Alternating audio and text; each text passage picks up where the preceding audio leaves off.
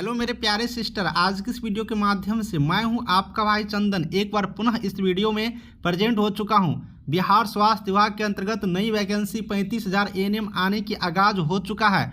अब ये जो वैकेंसी आएंगे तो इसके एग्जाम ऑनलाइन होना है, इसीलिए एग्जामिनेशन की तैयारी अभी से शुरू कर देंगे तो हम लोगों के लिए बेहतर होगा।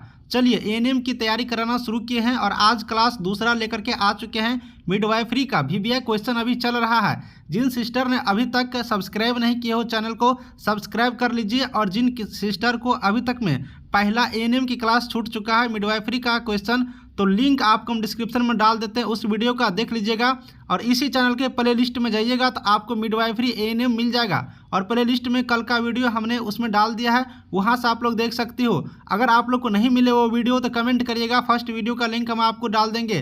तो मेरे प्यारे सिस्टर, आज की इस वीडियो में धमाल मचाएंगे वीवीआई क्वेश्चन के साथ। साथ ही मैं आपको ये भी कहना चाहूँगा इस वीडियो में कि सभी सब्जेक्टों की क्लास हम आपको 7 दिन के अंदर शुरू कर देंगे, चाहे वो मैथ हो, रीजनिंग हो, जीके हो, हर सब्जेक्ट की क्लास शुरू करेंगे। एएनएम सेकेंड ईयर के स्टूडेंट हो या एएनएम फर्स्ट ईयर के स्टूडेंट हो वो भी देखिएगा, क्योंकि ऑब्जेक्टिव आपके सिलेबस में होते हैं और आपको पढ़ाई करने होते हैं। तो सारे एएनएम सिस्टर के लिए ये सारे वीडियो होने वाले हैं। जल्दी से सबको वीडियो शेयर करिए, जिससे कि जितने कैंडिडेट हमसे जुड़ेंगे सारे लोग क्लास करेंगे तो और अच्छे से क्लास कराने में मुझे भी अच्छा लगेंगे। तो चलिए इस वीडियो को शुरू करते हैं और वीवीआई क्वेश्चन लेते हैं। तो चलते हैं हम लोग आगे तरफ और देखते हैं आज की इस वीडियो के माध्यम से नए नए क्वेश्चंस को।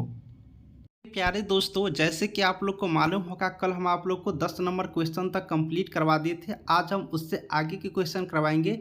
मेरे प्यारे साथियों, आप लोग को घबराना नहीं है, हम छोटा छोटा वीडियो ला रहे हैं इसलिए क्योंकि अभी वैकेंसी आई नहीं है। जब वैकेंसी ये 35 के की जो अनाउंसमेंट हुआ ये वैकेंसी आ जाएंगे तब तक आप लोग की तैयारी बहुत अच्छी तरीके से हो गए रहेंगे, इसलिए अभी छोटे छोटे वीडियो हम ला रहे हैं। अब आप लोग कमेंट कर रहे हैं कि मैथ का क्लास शुरू करिए, मैथ का भी मैं क्लास शुरू कर दूंगा, जीके जीएस का भी मैं क्लास शुरू कर दूंगा, टेक्निकल का मैं तो क्लास शुरू कर दिया हूं। तो सारे चीज़ का क्लास आप लोग के सामने दिखने को मिलेंगे, इसलिए किसी भी कैंडिडेट को किसी भी तरीके से नहीं घबराना है।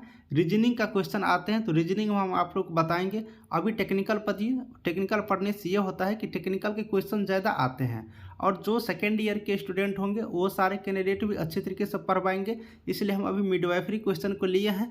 और जो फर्स्ट ईयर के क्वेश्चन हैं उसको भी लेंगे, तो फर्स्ट ईयर वाले स्टूडेंट भी वीडियो देखेंगे तो उन लोगों के लिए भी फ़ायदा होगा। तो चलिए आज शुरू करते हैं इस क्वेश्चन से। आज का मेरा पहला क्वेश्चन है, एक महिला का आज सुबह प्रसव हुआ क्योंकि यह उसका पहला बच्चा है, निम्न में से कौन सा लक्ष्य सबसे उपयुक्त है। अब कह रहा है कि आज सुबह प्रसव हुआ और उसका पहला बच्चा है, तो उनमें से कौन सा जो लक्ष्य है वो सबसे उपयुक्त होगा। ऑप्शन है माँ और बच्चों के लिए समय से पहले डिस्चार्ज होना, माता पिता की भूमिका के लिए तेजी से गोद लेना, माता पिता दोनों को प्रभावी शिक्षा, नकारात्मक भावनाओं को अभिव्यक्ति की न्यूनतम आवश्यकता। तो देखिए, जब पहला बच्चा यहाँ पर जन्म लिया है और आज सुबह प्रसव हुआ है तो इस स्थिति में अगर बात करिएगा तो माता पिता दोनों की प्रभावी शिक्षा होना बहुत ही ज़्यादा जरूरी है। तो ऑप्शन नंबर सी यहाँ से क्या हो जाएगा, मेरा राइट आंसर हो जाएगा। चूँकि माँ और बच्चों के लिए समय से पहले डिस्चार्ज होना ये कहीं उचित नहीं होगा, समय से पहले डिस्चार्ज होना। माता पिता की भूमिका के लिए तेज़ी से गोद लेना ये भी उचित नहीं होगा। नकारात्मक भावना तो कहीं से उचित नहीं है। तो यहाँ पर राइट आंसर एक ही होगा, माता पिता दोनों को प्रभावी शिक्षा होना जरूरी है। अब बात कर लेते हैं हम लोग यहाँ से कि ग्रेविडा क्या दर्शाता है। यहाँ से क्वेश्चन है कि ग्रेविडा क्या दर्शाता है। गर्भावस्था को, पिछली गर्भावस्था को, 30 और उससे ऊपर की अवस्था में गर्भावस्था को, या इनमें से सभी।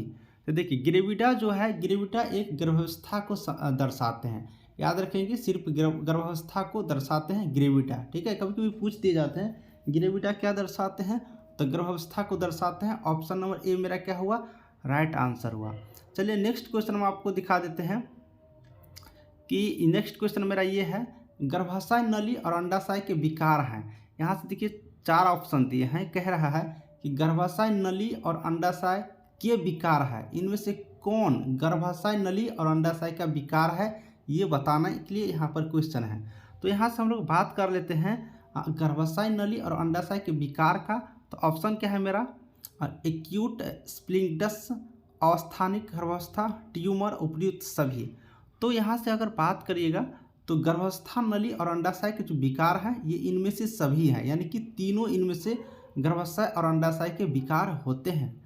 जैसे कि एक्यूट स्लिम्पिगिटस, अस्थानिक गर्भावस्था और ट्यूमर, ये तीनों गर्भाशय नली और अंडाशय के विकार होते हैं। ठीक है, तो ये तीनों यहाँ से याद रखेंगे। नेक्स्ट क्वेश्चन है मेरा कि भ्रूण का भोजन की आपूर्ति कहाँ से होता है। देखिए भ्रूण जो होते हैं, भ्रूण के भोजन कहाँ से मिलते हैं, उसकी आपूर्ति कहाँ से होते हैं। तो माता की धमनी से, गर्भाशय से, अपरा से, अपरा मतलब प्लीसेंटा, ठीक है, प्लीसेंटा से, उसके बाद एन्यूमेटिक थैली से। चलिए बताइए भ्रूण का जो भोजन की आपूर्ति कहाँ से होता है। तो भ्रूण का जो भोजन की आपूर्ति होता है वो प्लीसेंटा से होता है। ठीक है, प्लेसेंटा से होता है। ऑप्शन नंबर याद रखेंगे सी, अपरा। अपरा हिंदी में कहते हैं, प्लेसेंटा ज़्यादातर याद रखिएगा, प्लेसेंटा आसान वर्ड है, याद रहेंगे। तो भ्रूण की जो भोजन की आपूर्ति होती है कहाँ से, तो प्लेसेंटा से होती है, अपरा से, यानी कि ऑप्शन नंबर सी क्या हुआ, सही हुआ। चलिए नेक्स्ट क्वेश्चन देख लेते हैं। निम्नलिखित में से, ठीक है, यहाँ कह रहा है कि निम्नलिखित में से कौन सा भ्रूण संकट के संकेत है। भ्रूण संकट का संकेत यानी कि भ्रूण को डेथ होने का संकेत इनमें से कौन सा है। ऑप्शन है भ्रूण की हृदय की आवाज़ अनियमित होती है, मेकोनियम दाग स्राव, भ्रूण के दिल की आवाज़ 120 प्रति मिनट से कम, ये सभी। देखिए यहाँ पर तो ऑप्शन से ही लग रहा है कि ये सही भी होगा, क्योंकि भ्रूण की हृदय की आवाज़ अनियमित होगा तो समझ लीजिए भ्रूण संकट की स्थिति में है। मेकोनियम दाग जब होगा तो ये समझ लीजिए कि भ्रूण की संकट की स्थिति में है। और भ्रूण की दिल की आवाज़ अगर 120 मिनट से कम हो रहा है तो बिल्कुल से संकट की स्थिति में होगा। तो ये तीनों यहाँ से सही होगा। तो याद रखिएगा भ्रूण का जब संकट की स्थिति आ जाएगा तो उसकी हृदय की आवाज़ अनियमितता हो जाएगा, मैकोनिया दाब हो जाएंगे और भ्रूण के दिल की आवाज़ 120 मिनट प्रति से कम हो जाएंगे। ठीक है, नेक्स्ट क्वेश्चन है, एक मरीज, यहाँ से देखिएगा, ये क्वेश्चन यहाँ से देखिएगा, कह रहा है कि एक मरीज प्री एक्लेम्पसिया से एंडेप्सिया की ओर बढ़ता है, नर्स की पहली कार्रवाई क्या होनी चाहिए। क्वेश्चन देखिए कितनी अच्छी है। यहाँ पे क्वेश्चन कह रहा है कि एक मरीज प्री एक्लेम्पसिया से एंडेप्सिया की ओर बढ़ रहा है, प्री से एंडेप्सिया की ओर बढ़ रहा है, तो नर्स की पहली कार्रवाई क्या होनी चाहिए। ऑप्शन है फेस मास्क द्वारा ऑक्सीजन का प्रबंधन करें, खुले वायुमार्ग के रूप में साफ करें और बनाए रखें, मैग्नीशियम सल्फेट के अंतःशिरा रूप से प्रसारित करें, रक्तचाप और भ्रूण हृदय की गति को आकलन करें। देखिए एक मरीज जो यहाँ पर होते हैं जो कि प्री एक्लेम्पसिया से एडमेप्सिया की ओर बढ़ता है, तो इस स्थिति में नर्स की जो पहली कार्रवाई होता है वो रक्तचाप और भ्रूण की हृदय गति को आकलन करते रहना चाहिए, ये उसकी पहला कर्तव्य होना चाहिए। ठीक है, क्वेश्चन के अनुसार से यहाँ पर आप लोग ऑप्शन दिखेगा, प्री एक्लेम्पसिया से एंडेप्सिया की ओर बढ़ रहा है, तो इस स्थिति में नर्स की क्या काम होगा, रक्तचाप और भ्रूण की हृदय की गति को आकलन करते रहना है। तो ऑप्शन नंबर डी यहाँ से सही आंसर हो गया। नेक्स्ट क्वेश्चन है, निम्नलिखित में कौन सा हार्मोन प्लेसेंटा द्वारा निर्मित नहीं होता है। निम्नलिखित में कौन सा हार्मोन प्लेसेंटा द्वारा निर्मित नहीं होते हैं। ऑप्शन है टेस्टोस्टेरोन, एस्ट्रोजन, प्रोजेस्टेरोन और मानव कोरोनियोनिक गोनाडोट्रोफ। तो यहाँ पर आंसर क्या हो जाएगा, तो निम्नलिखित में कौन सा हार्मोन प्लेसेंटा द्वारा निर्मित नहीं होते हैं, तो टेस्टोस्टेरोन। ठीक है, टेस्टोस्टेरोन हार्मोन जो होता है वो प्लेसेंटा के द्वारा निर्मित नहीं होते हैं। बाकी यहाँ जो तीन हार्मोन देख रहे हैं, एस्ट्रोजेन, प्रोजेस्टेरोन, मानव कोरियोनिक गोनाडोट्रोफ, ये तीनों हार्मोन प्लेसेंटा के द्वारा निर्मित होते हैं और ये जो टेस्टोस्टेरोन है ये प्लेसेंटा के द्वारा निर्मित नहीं होते हैं। तो इस क्वेश्चन में क्या कह रहा है कि हार्मोन प्लेसेंटा द्वारा निर्मित नहीं होते हैं, तो ऑप्शन नंबर ए यहाँ से क्या हो गया, सही आंसर टेस्टोस्टेरोन। ठीक है, नेक्स्ट क्वेश्चन हम लोग देख लेते हैं। नेक्स्ट क्वेश्चन मेरा है कि निम्नलिखित में कौन सा IUCD, ठीक है ना, IUCD के उपयोग से जुड़ा सबसे आम दुष्प्रभाव है। तो निम्नलिखित में कौन सा IUCD से जुड़ा सबसे आम दुष्प्रभाव है। ऑप्शन है मेरा अस्थानिक गर्भावस्था, IUCD का निष्कासन, गर्भाशय का टूटना, अत्यधिक मासिक धर्म प्रभाव। तो चलिए बताइए इनमें से कौन IUCD के उपयोग से सबसे जुड़ा आम दुष्प्रभाव है। तो अगर बात करेगा इनमें से, तो अत्यधिक मासिक धर्म का प्रवाह होना IUCD के सबसे आम दुष्प्रभाव का ये लक्षण है, अत्यधिक मासिक धर्म का प्रवाह होना। तो ऑप्शन नंबर डी यहाँ से याद रखेंगे। तो बच्चे आप लोग ध्यान से पढ़ते रहिएगा। थोड़ा क्वेश्चन शुरू में डिफिकल्ट लगता होगा, लेकिन इसी टाइप के क्वेश्चन आते रहते हैं। नेक्स्ट क्वेश्चन है मेरा, निम्नलिखित में कौन सा गर्भावस्था के विषाक्तता का संकेत है। कह रहा है कि निम्नलिखित में कौन सा गर्भावस्था के विषाक्तता का संकेत है। गर्भावस्था की विषाक्तता का संकेत पूछ रहा है।